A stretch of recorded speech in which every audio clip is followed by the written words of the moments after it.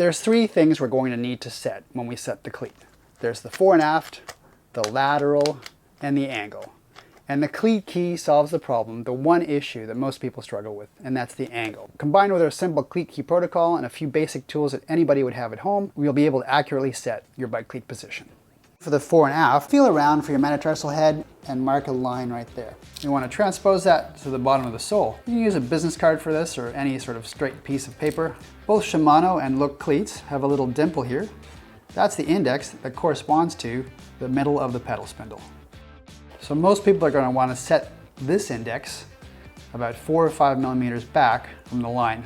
For the left and right, if you've got a wide hip and you tend to pedal with a knee out, why not move the shoe out by moving the cleat in?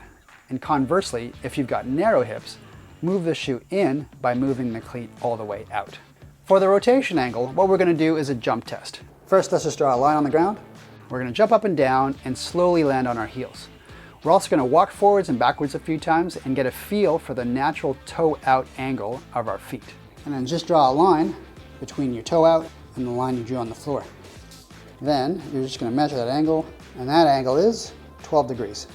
So we're going to mark the middle of the cleat right at the back and the middle of the back of the shoe. Then we use our tool, clip it in the front of the shoe, let the metal plate lie against the back of the cleat. So now we've placed that index that corresponds to the pedal spindle. For most people, 4 or 5 millimeters behind the first metatarsal head. Here's a really difficult part. What you're going to have to do is take that angle and divide it by 3. So in our case, that was 12 degrees divided by 3, 4 degrees. We're going to look for 4 degrees on the tool. Now we lined up the back of the heel with the 4-degree marker. Now that I've got my 4 degrees all lined up, I'm just going to make sure that that index on the tool lines up with the index on the middle of the back of the cleat. There's our 4 degrees. We've got the heel in, we've got the 5 millimeters behind the first metatarsal head, and we've got the lateral centered. And all I need to do now is tighten the cleat. And now you're all set.